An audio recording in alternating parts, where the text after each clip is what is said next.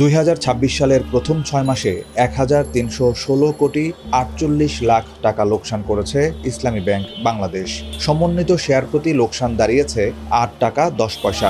গত বছরের একই সময়ে 67 কোটি 40 লাখ টাকা মুনাফা করেছিল ব্যাংকটি। প্রধান কার্যালয়ে পরিচালনা পর্ষদের বৈঠকের পর 29 জুলাই আর্থিক ফলাফল প্রকাশ করে ইসলামী ব্যাংক। বার্ষিক প্রতিবেদন অনুযায়ী গত 5 বছর মুনাফায় ছিল ইসলামী ব্যাংক। এর মধ্যে 2025 সালে 136 কোটি 34 লাখ টাকা, 2024 সালে 108 কোটি 78 লাখ টাকা এবং 2023 সালে 635 কোটি 33 লাখ টাকা মুনাফা করে ব্যাংকটি।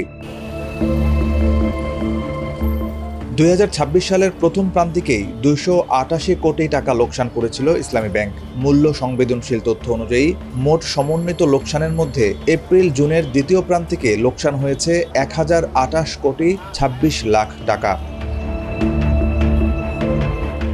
ব্যাংকটি জানিয়েছে, আমানতের বিপরীতে মুনাফা পরিশোধের ব্যয় বেড়ে যাওয়া, খেলাপি বিনিয়োগ বৃদ্ধি এবং অন্যান্য ব্যাংকে রাখা অর্থ থেকে আয় কমায় এই লোকসান হয়েছে।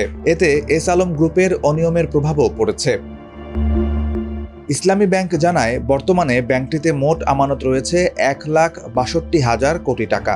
এর মধ্যে ঋণ জালিয়াতির মাধ্যমে প্রায় 1 লাখ কোটি টাকা নিয়েছে এস আলম, যা থেকে এখন কোনো অর্থ আদায় হচ্ছে না।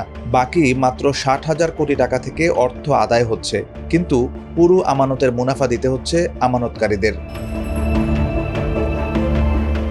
বিশেষ আদেশের মাধ্যমে কেন্দ্রীয় ব্যাংক এস আলমের ঋণের অংশ ব্যালেন্স শিট থেকে আলাদা রাখার সুযোগ দিলে এই সংকট কেটে যাবে বলে মনে করেন ইসলামী ব্যাংকের কর্মকর্তারা। তারা জানান, প্রতিদিনই ইসলামী ব্যাংকের আমানত বাড়ছে। 28 ও 29 জুলাইয়ে নতুন আমানত এসেছে প্রায় 500 কোটি টাকা। নতুন পরিচালনা পর্ষদ গঠন করলে গ্রাহকদের আস্থা বাড়বে, ফলে বেশি কর্পোরেট আমানত পাওয়ার সুযোগ তৈরি হবে। ইসলামী ব্যাংকের ভারপ্রাপ্ত ব্যবস্থাপনা পরিচালক মোহাম্মদ আলতাফ হোসেন বলেন, একটি বড় গ্রুপে ইসলামী ব্যাংকের বিপুল বিনিয়োগ রয়েছে, কিন্তু সেখান থেকে কোনো আয় হচ্ছে না। অথচ আমানতকারীদের অর্থ থেকেই এই বিনিয়োগ করা হয়েছে, ফলে ব্যাংককে আমানতকারীদের মুনাফা পরিশোধ করতে হচ্ছে। এই কারণেই বড় লোকসান হয়েছে।